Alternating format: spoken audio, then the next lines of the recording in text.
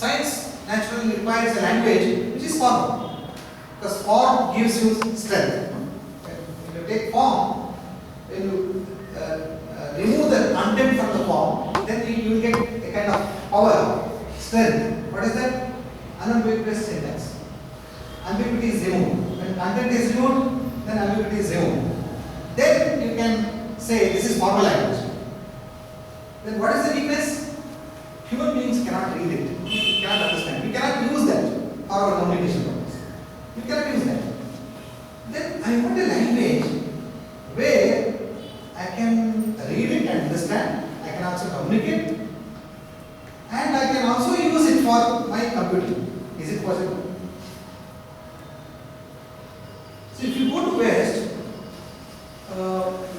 if you see the history of West, it starts with separation, bifurcation. If you see the science, Western science, if you see even if you see, look at the Aristotelian logic, philosophy, every way there is great tendency to separate first, dissect.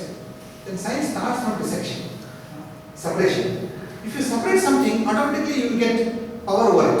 So definitely you can study and you can do it. Therefore, all the sciences to try to break the things and keep them in separate boxes.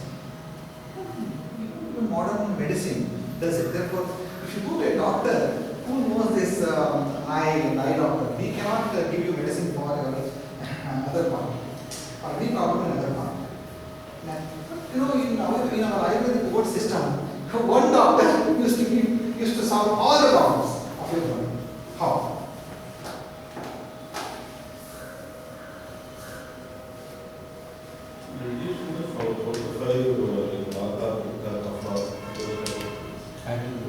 So understanding in different format now.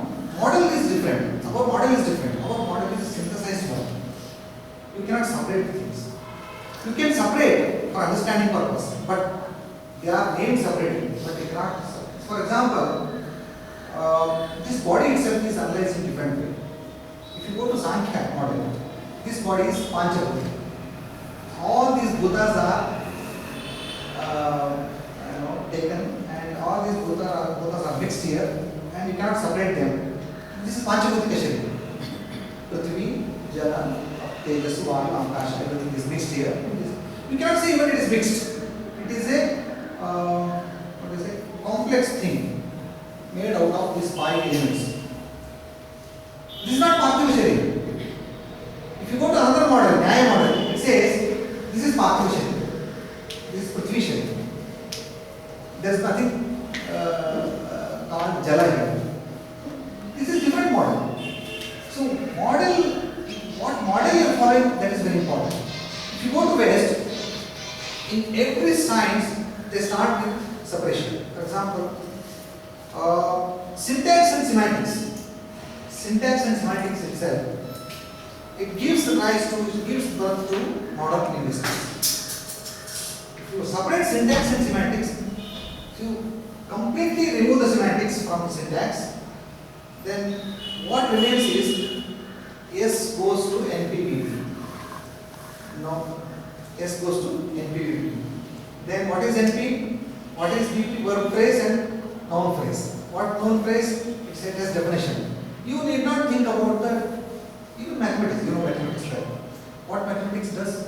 What is one? What is number there? Number has nothing to do with in this content. This is one. What is this? This may be made of anything, but this is one point. 1, 2, 3. These numbers are artificial objects, created objects, mental objects. Those objects have nothing to do with any real object. Okay? Similarly, when you take out the form from the content, the form can be analyzed independent of content. So when you do that, you will get some kind of power. So that is what logic does. In logic, you have taken out and, or, not, and is taken out, and or is taken out. And I have given semantics, clear semantics for and or. So that's what you say. This is NAND gate, AND gate, and OR gate. This is what is this? This is just formal logic and formal construction is there, and we have exact meaning for that. What is the meaning of and? Meaning of and is restricted to this meaning. If you take true value system,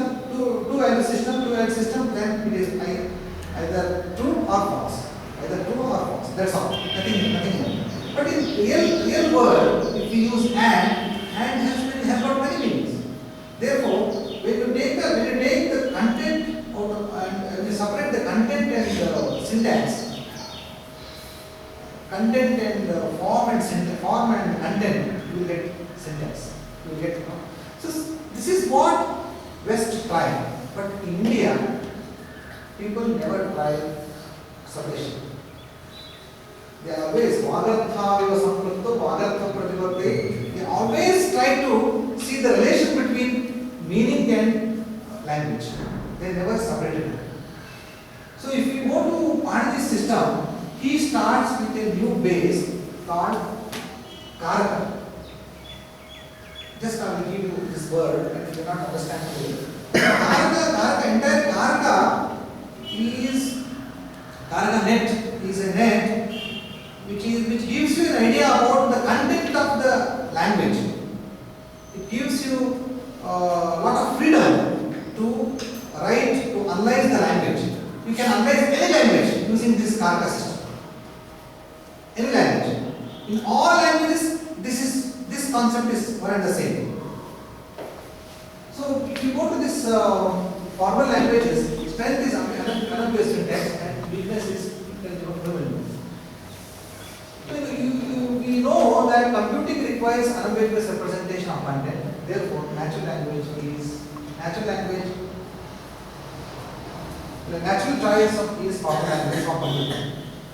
But since natural languages lack unambiguous representation and do not fit into logic, artificial languages are created using formal structures and syntax in West.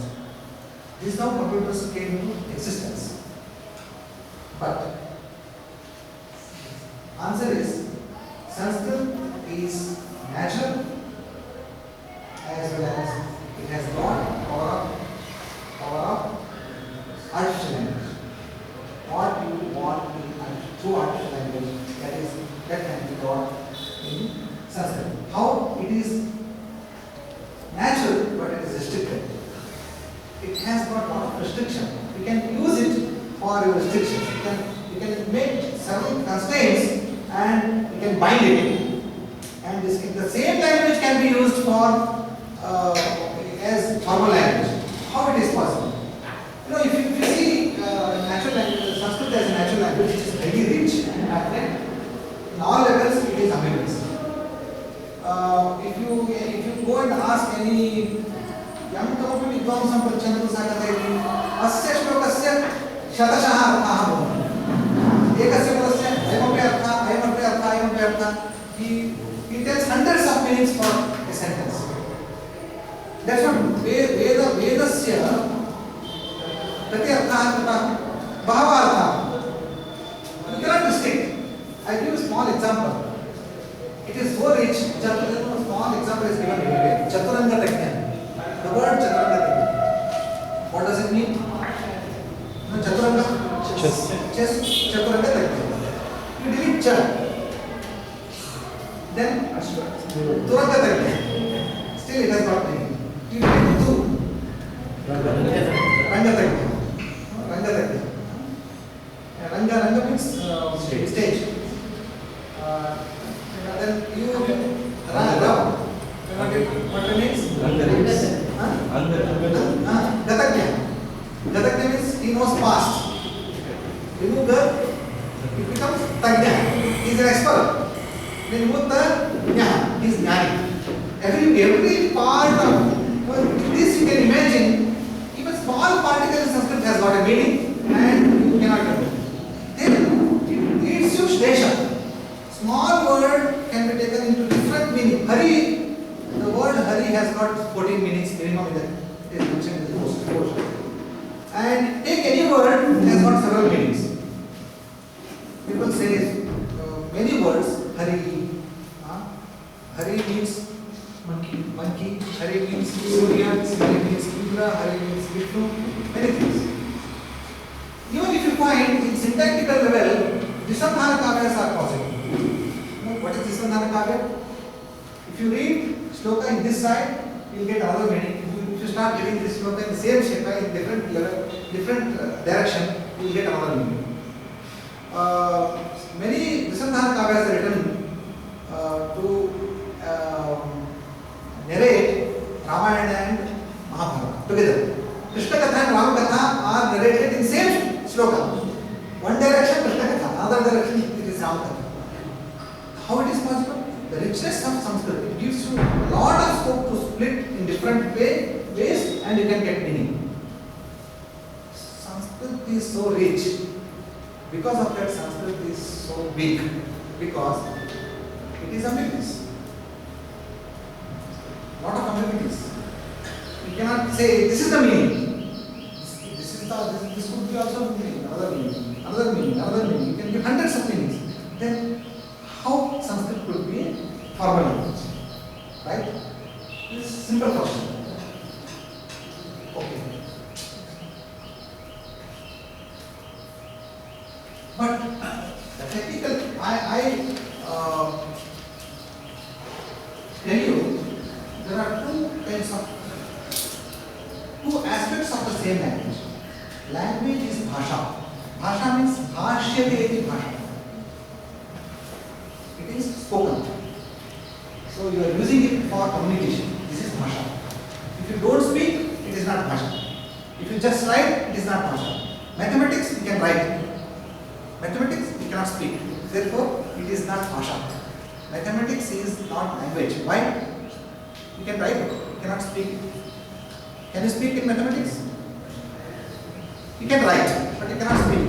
Therefore, what is spoken is called bhasha.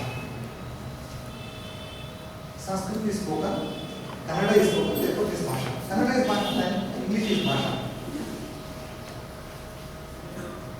What our ancient scientists did is they used, because they were writing science. Shastra is nothing but science. Shastra is nothing but science.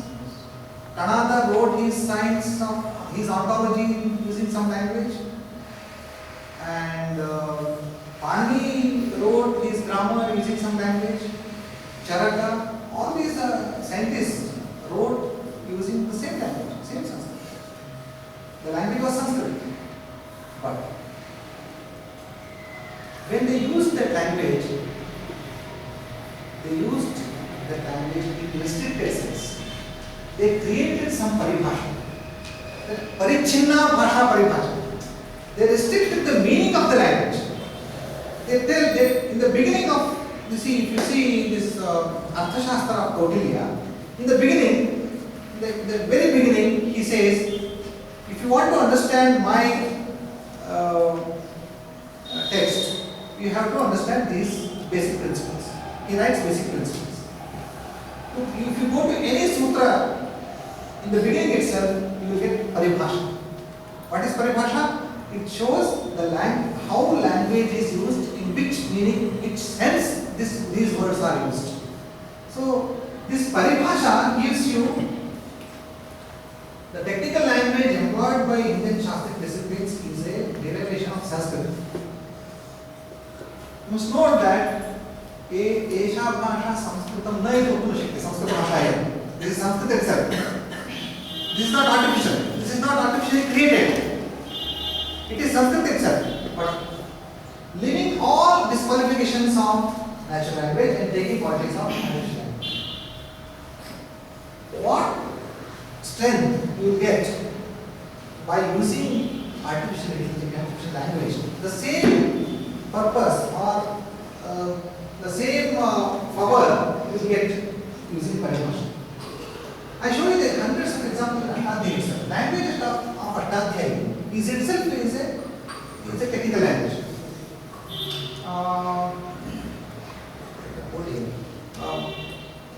He says he uses 4 vibhaktis: Prathama, Saptami, Panchami, and Shashti. He defines, he gives definition. You know, if you take Saptami in natural language, I kept my mobile with Ram. In Sanskrit I say Rame mama mobile nikshiptam. Rame nikshiptam. Rame becomes adhikaram. Aham adya asyam shalayam patanam karomi. This shala is adhikaram. And one can say it adhikarana. Adhikarana itself is considered to be many kinds. For example, I say mama mokshe ichha vartate. Mama mokshe ichha. That means mokshe is vishaya. Moksha is object of my desire. Then object can also be called as adhikarana. Then Saptami is used in different sense. One is object, another one is place, another one is different kind of place. Rama, see when you keep something with Rama, then Rama is not exactly adhikarana of but still he holds it. Therefore he is adhikarana. So this shala is adhikarana for me because it gives ashraya for me. I am standing here. Moksha ichha, my desire is in moksha. What is it? It has got different kinds of shades are there for adhikarana. But Bani says, Tasmin, Saptami is used in a particular sense, that is, it is showing that there are, one is first part, the second middle part and third part, last part. When he uses Saptami in the sense of last part, for example, Iko energy, Ikahasthane, Yenasya, Achipade. That means when you get Swaravarna in front of another Swaravarna, then it is replaced with Yaka. So this showing this part, and he says this is Saptami. It is used in Saptami. It is not used in the meaning of Adhikarana. So by way of restricting the sense, he uses the same language, but it gives you all power of artificial language. Hence, it is natural for human being. See, this Panini's Attanti is written for human being. Any human being can read it and understand it. At the same time, the same words can be computed. So you can write computer program using the same lines, in the same way. If you just translate into, I have tried it in Perl. So simple Perl expressions will give you Panini's sutras. Panini's sutras can be translated into Perl expressions. So what I want to say is, Shastric Sanskrit or Paribhasha could be called as language.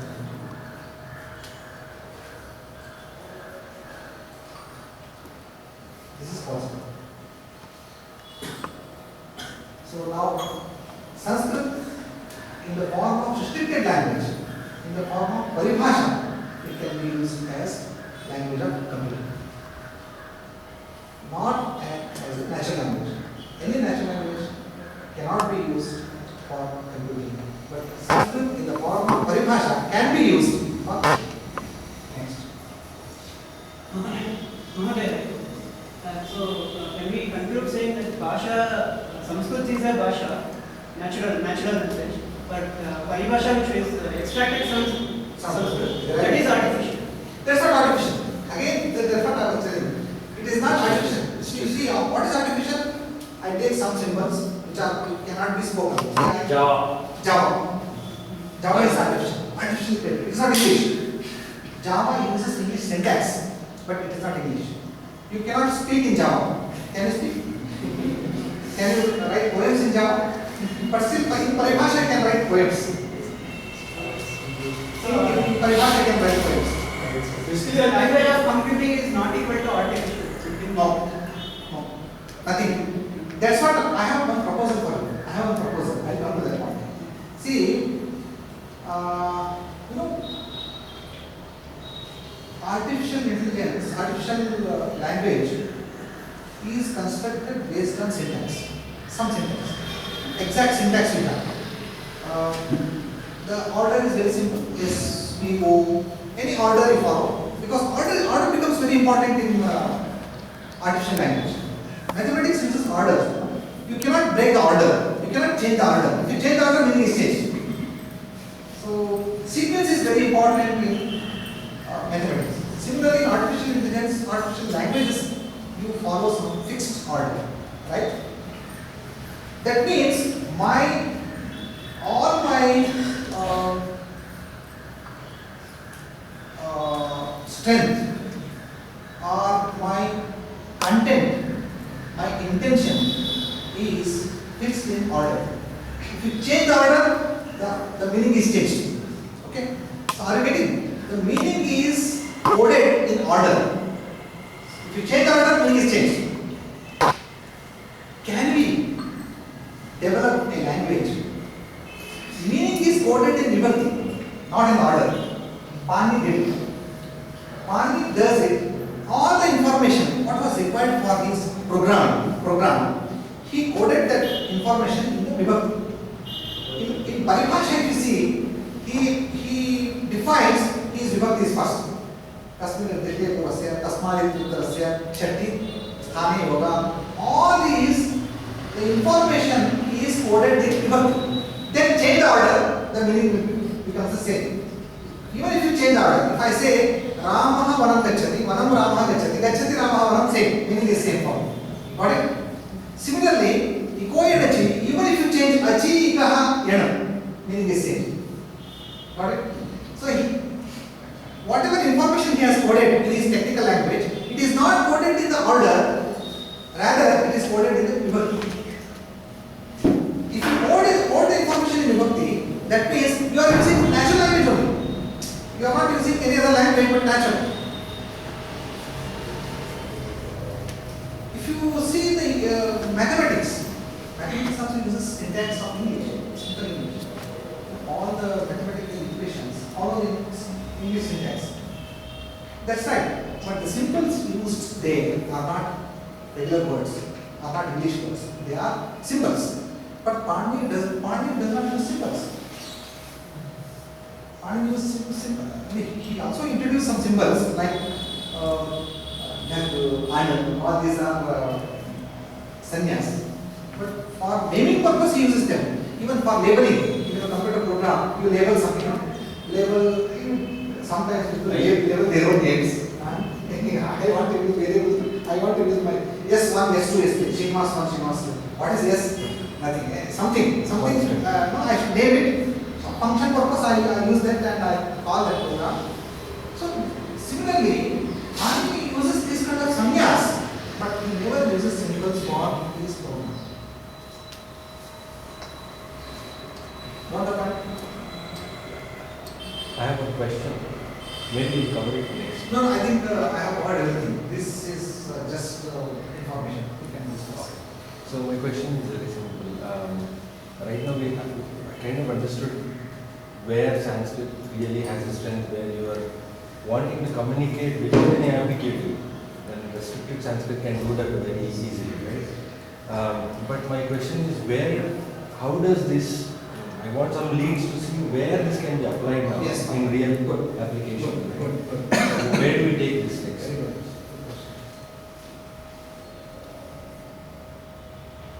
So one thing, very important thing, Pani's language, we have studied only Pani's language. We didn't study many other disciplines. Many other disciplines have followed different technical languages. You don't know that. There is supposedly For the time being, we are studying Pani, we know it. And the Pani's syntax, Pani's syntax uses Sanskrit syntax. Pani's syntax is not different from Sanskrit syntax. It is one and the same. Even Pani's language can be understood by the grammar of Pani himself. What grammar Pani writes, the same grammar interprets the Pani's language. Okay? It's not different. But here, I have got one small proposal.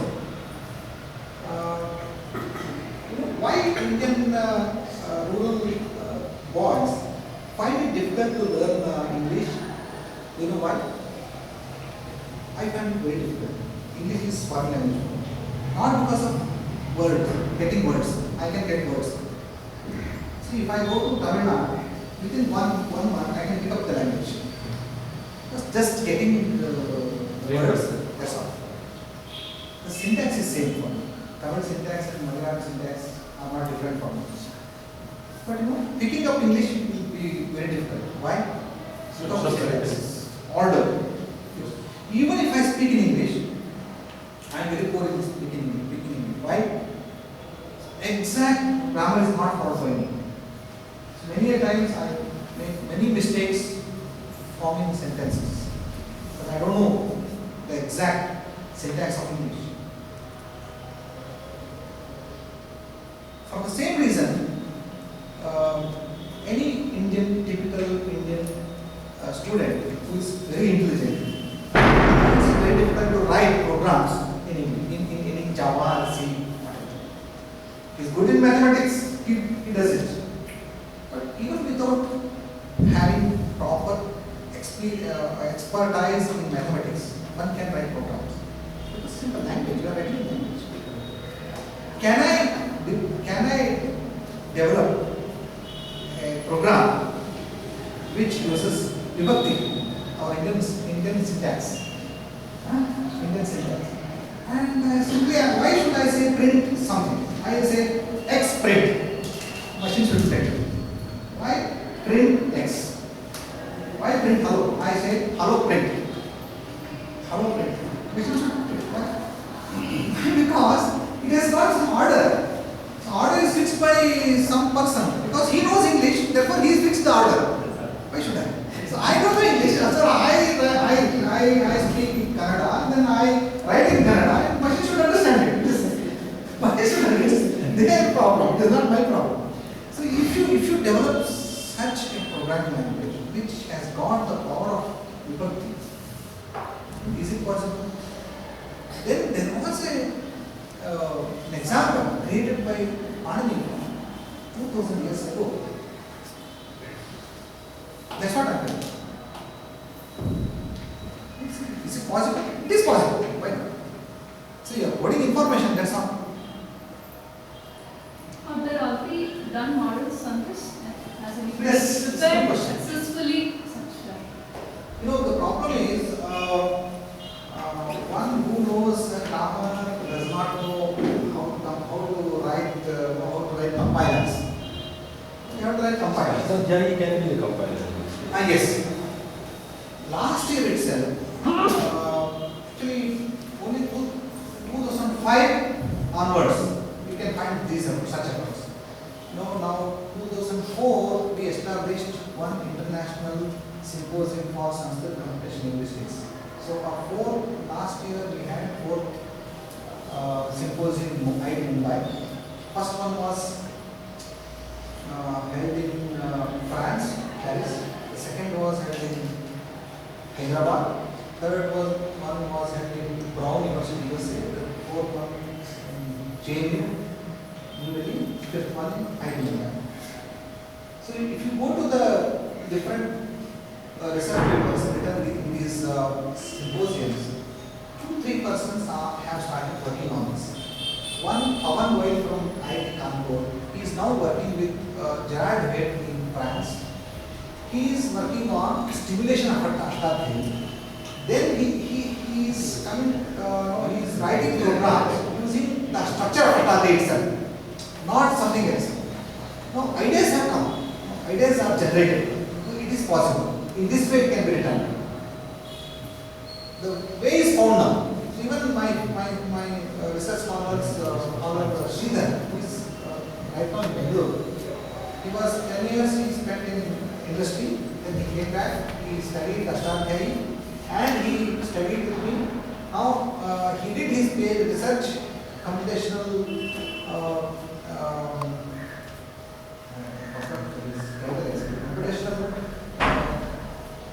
concepts in Ashtatthi. Now he has come up with ideas, what exactly techniques Pani has used. Keeping all those techniques and giving all those ideas, now we can write components. 2005 onwards, 6 years, we have found the very clearly.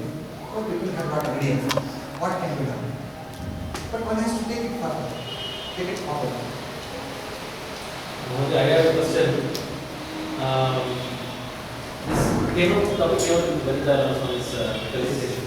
So I heard multiple times that Sanskrit can be used as an intermediate natural language, representation language. Yes, that is What does it mean? But if you look at this, very clear.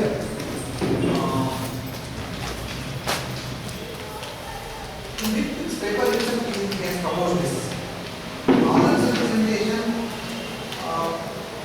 conceptual graphs of John Somas conceptual graphs. Conceptual graphs give you a platform to represent your ideas. It gives sort of relations, scope of relations and objects. You can give them whatever ontology you have in the domain, then you can give them and you can represent relations and the entire world of your knowledge. And you can also use it for the logic. Okay. Similarly, our ontologies, Indian ontologies or Nyaya Visheshika ontology, those ontologies gives you a lot of scope for representing your world. Apart from that, Nyaya Visheshika language gives you a language to write your representations. You want to, for example, our ancient thinkers used to speak in a particular language so that, see, I may be Advaita, you may be Dvaita. Okay, he is Nayayika, he is Grammarya. And we have different ontologies for us. I have my own ontology, I believe in Maya, and you believe in Satya. Okay. But how to communicate with each other without affecting the dialogue? I should not affect the dialogue, but at the same time, your ontology is different, my ontology is different. They formulated a language which is independent of ontologies. You can put there anything, and it is a kind of pramanya apakshapati structure. And you can, it is neither for Dvaita nor for Advaita. It is in between. That is the language, and it can be used to represent anything and any kind of relation. That kind of language is developed by Navya philosophers in 13th and 14th century. 13th and 14th centuries.